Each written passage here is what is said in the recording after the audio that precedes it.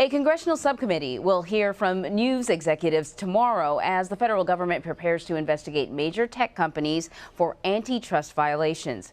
Investigators are set to look into Facebook, Google, Amazon, and Apple, and whether they are creating an unfair market. Regulators would have to find the companies have monopoly power and took action aimed at bypassing fair competition.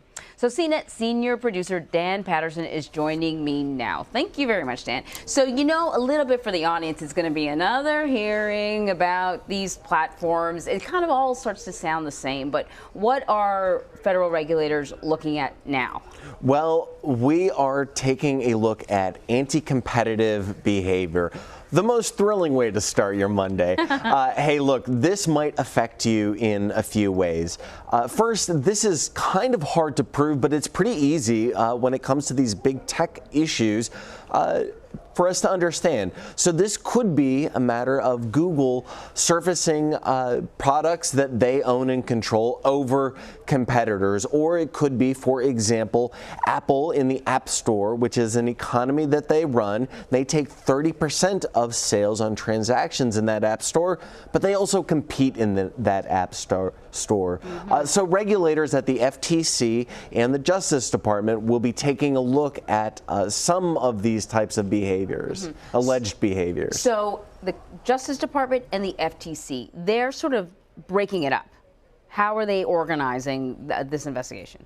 Well, it looks like the FTC will take a look at Amazon and Facebook, and Justice will take a look at Google and Apple. There are some historic narratives at play here. In 2016, we saw the FBI go head-to-head with Apple about encryption on iPhone devices.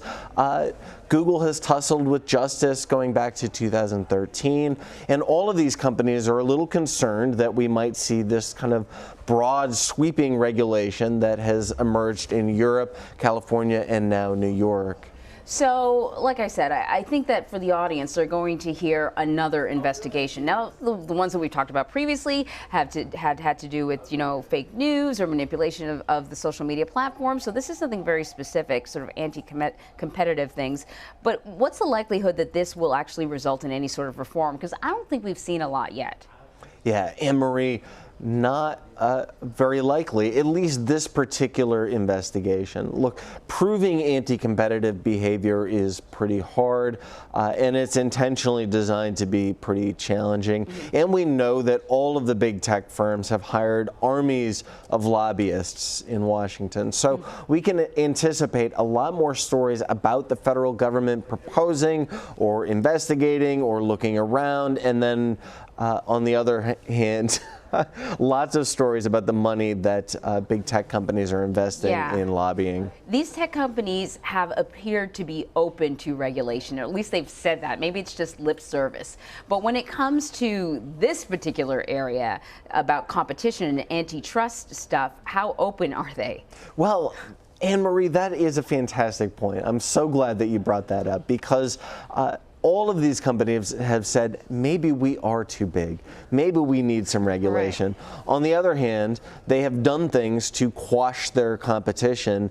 And there is an argument that many in the Valley make routinely that, well, these companies, the opportunity cost of starting a new product that is similar to a startup or a very young company is much smaller for these very large tech firms. Right. So for them to invest in lobbying or other types of defensive mechanisms costs them much less than a startup. Yeah. So they've kind of already staked out the space, and they've invested in the legal components of staying safe in the space. So it costs them a heck of a lot less, which means they've kind of already behaved in a way that would prevent startups from fairly competing. Yeah, you know, I remember reading about sort of startups and how once upon a time the dream was to create a startup that everyone would want to participate in, and now the dream is to create a startup that maybe another big company will gobble up, and then you get a nice big paycheck and you get to move on. That is the business model of Silicon Valley right now. It certainly is. Thank you so much. Good to see you.